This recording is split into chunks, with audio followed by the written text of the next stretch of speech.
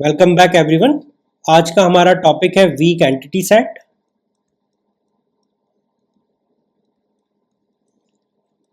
Weak entity set में क्या होता है कि मेरे पास में दो रिलेशंस दे रखी होती हैं। यहाँ पे मैं ले लेता हूँ एम्प्लॉय एंड उसके कुछ एट्रीब्यूट्स हैं, employee number which is the primary key attribute and employee name, और यहाँ पे एक और मैं ले लेता हूँ सैलरी। ओके, एंड इनका एक वीक एंटिटी रिलेशन बनाते हैं which is policy. And policy में हम लोग एक किसके साथ में है, ये डिपेंडेंट्स के साथ में इनका वीक रिलेशन है। यहां पे डिपेंडेंट नेम एंड उसकी एज। ये मेरा एक सिंपल सा एग्जांपल है।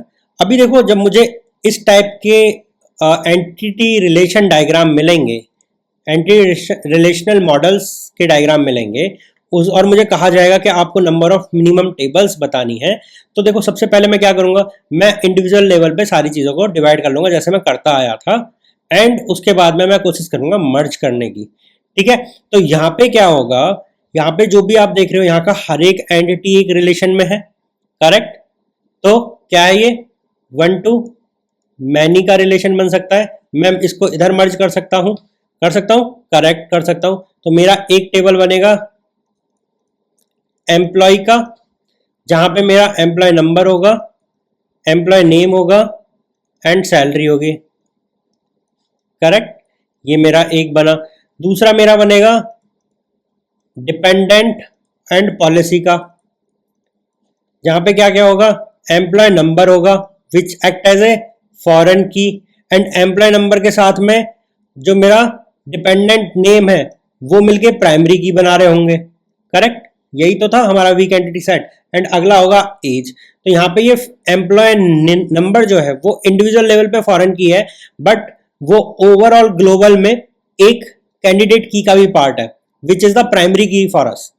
ठीक है, तो ये मेरा जब भी कोई वीक एंटिटी सेट गिवन होगा तो मुझे मिनिमम 2 टेबल्स लगेंगी to convert it into the relational model. याद रखिएगा, काफी इंपॉर्टेंट आ जाता है, लोग भूल जाते हैं कि कैसे किधर जाएगा, बट आपको मैंने बता दिया एक सिंपल से एग्जांपल से कि ओके इसको मैं कहां रख सकता हूं।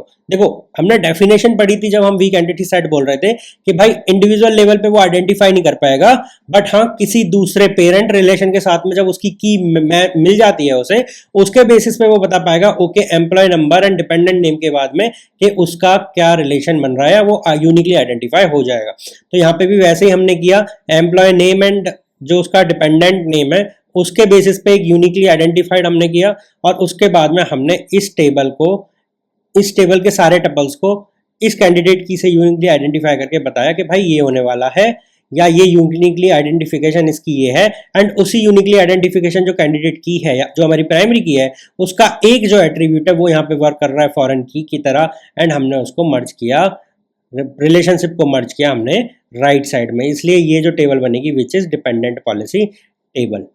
ठीक है, तो ये है वीक एंटिटी सेट के साथ में काम।